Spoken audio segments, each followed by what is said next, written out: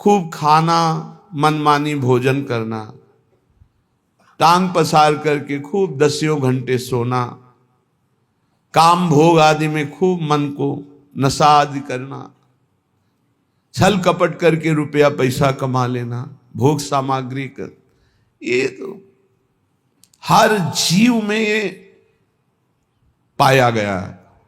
सब में मैथुन पाया गया, सब में आहार प्रियता पाई गई, सब में नींद प्रियता पाई गई, सबको अपना परिवार प्रिय लगता है, अपना बच्चा, अपना शरीर संबंधी।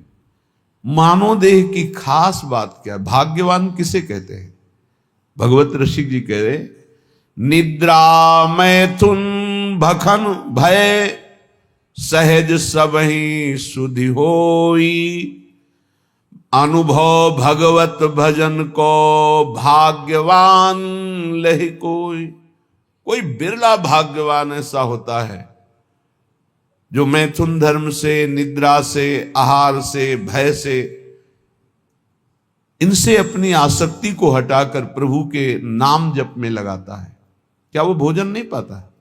पाता है, पर वो आसक्त होकर नहीं, भगवत प्रसाद पाता है। क्या वो सोता नहीं?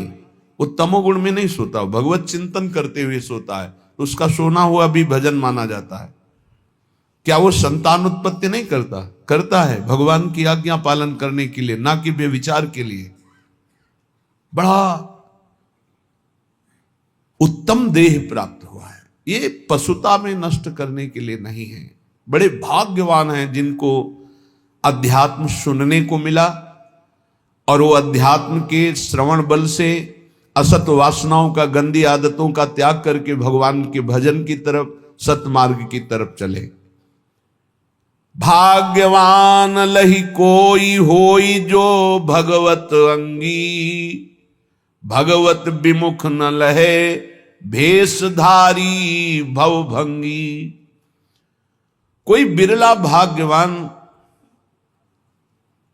भगवान के भजन में लगता है।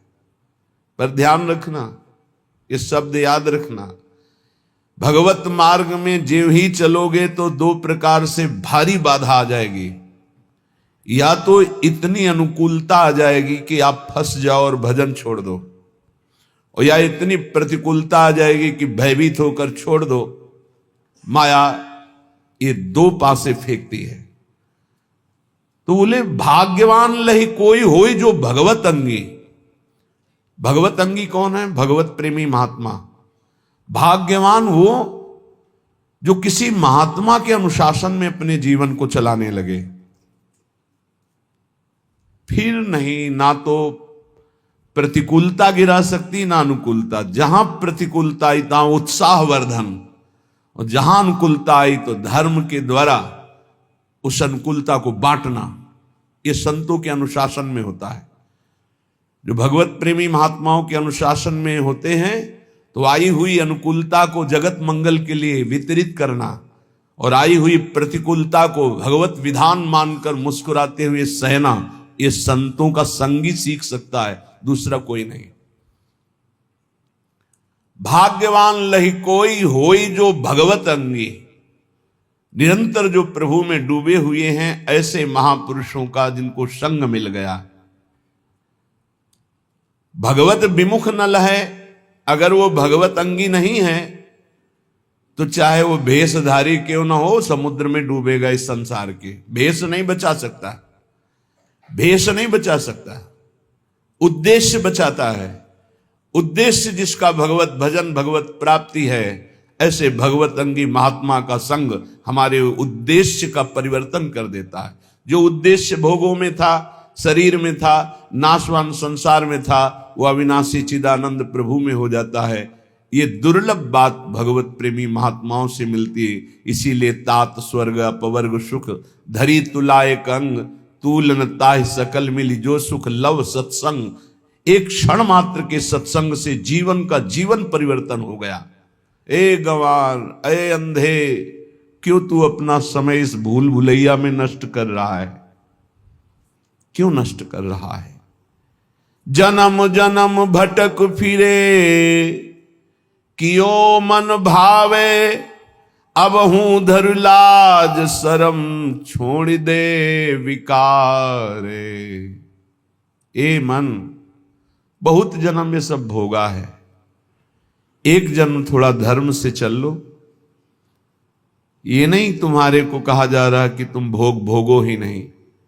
यदि तुम्हें सर्वात्म भाव से भोग त्याग की सामर्थ्य नहीं प्राप्त है तो धर्म पूर्वक भोगों को भोगो, शास्त्र आज्ञा के अनुसार भोगों को भोगो, तो मुक्त हो जाओगे, पाप नहीं लगेगा।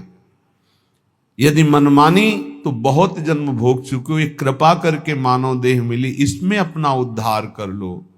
अनंत जन्मों की पाप पुण्य की कमाई तुम्हारी जमा है, इसी जन्म में उसे भस्म कर सकते हो और योनियों में नहीं। विश्वास कीजिए, बहुत कष्ट है अन्य योनियों में। आप अभी प्रमाद स्थिति में, इसलिए आपको दिखाई नहीं दे रहा। भगवान ने बहुत करुणा करके